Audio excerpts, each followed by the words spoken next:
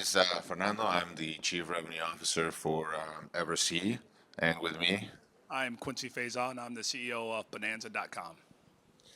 and we're here to talk, as the presentation says, how can you leverage AI as a marketplace to win, grow, but most importantly, be compliant and be secure to prevent, fines, penalties, money laundering, and some of the things that have been covered.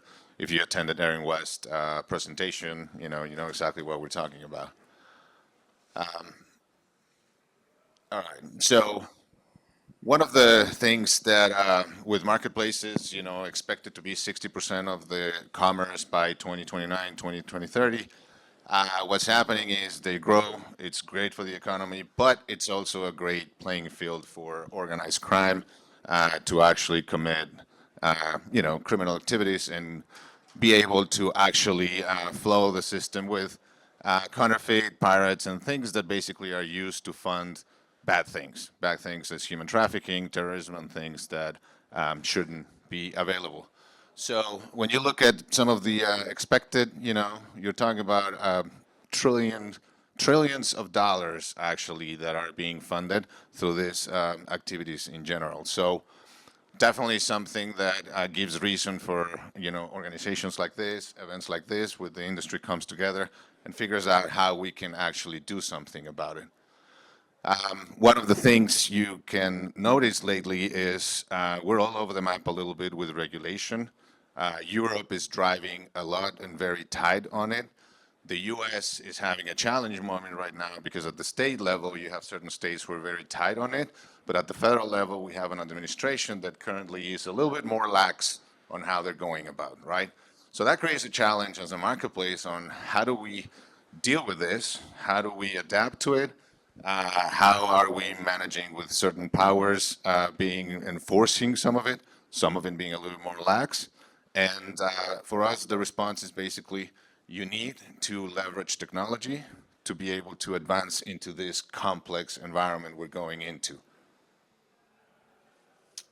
Now, you're not here actually to go and listen to me, so why don't we talk a little bit about how, one of the marketplaces, one of the peers for many of you in this industry tackles this problem. So, Yeah, so can you hear me here? We're good.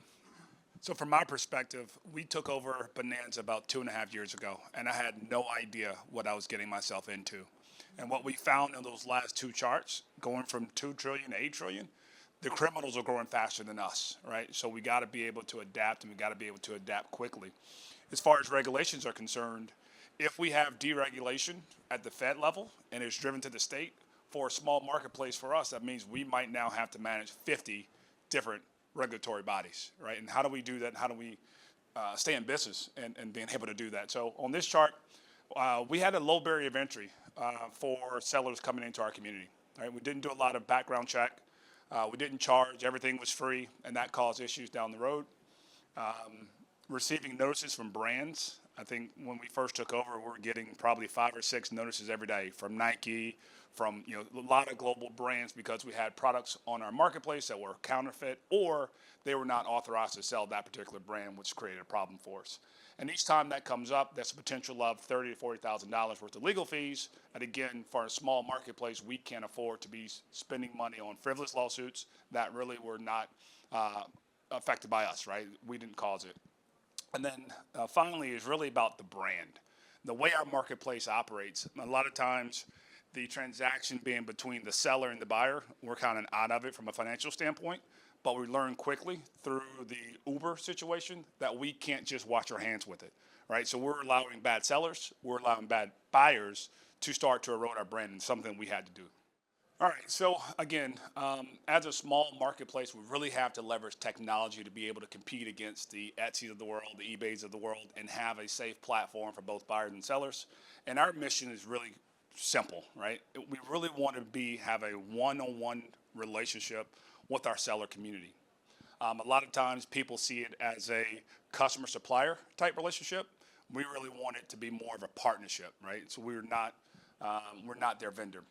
We want to drive more revenue for our sellers, which obviously every seller wants, and we want to create a full service platform for our customers. We don't want to just be a marketplace. We want to be able to drive their operational expenses down.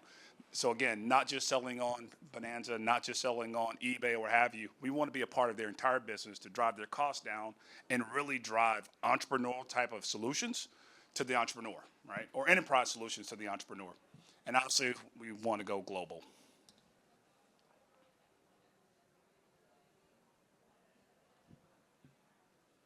All right, so we entered our partnership probably 90 days ago, 120 days ago that we started. And so here are some of the results that we've gotten with EverC.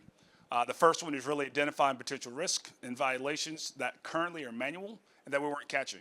And we don't have a huge security team, so we've got a few people that are sifting through. I want to say what we got, almost 700 million items today, right? So when you have a small team that's got to go through that and take things down, there are a lot of things that we're getting through the cracks. And using EverC, we're able to resolve a lot of that. Better visibility into categories such as prescription, right? Again, when we took over this was about selling products. Didn't realize the responsibility that the marketplace has to face. And when we talk about prescription drugs, we're not just talking about taking something down. Now we're talking about life and death, right? So if someone has a products on our site that's got ingredients that are either outlawed in the United States or that can cause harm, that now falls on the marketplace, right? So we got to be able to resolve that. So we got a lot of better visibility into that. We talked earlier about avoiding lawsuits. Again, when you're sifting through, 650 million items, trying to find a needle in the haystack, right? That's pretty tough. So using AI and using their technology, it allows us to minimize our risk there. All right, so in our trial, we ran through about 550,000 items that we scanned, 98% precision findings, meaning that not false positives. So the things that EverC went through, 98% was accurate that we had to take down. 50% from a noise reduction standpoint, and then 64% of our findings were high-risk items that, again, we had to take down from our platform. And it's really important, right? I know these are just numbers up here, but these numbers matter, right? If you see that it's $15,000 to $20,000 from a lawsuit, even if we were in the right, we still got to defend ourselves, right? And so having the right product, having accurate, legitimate products on our site, it really matters.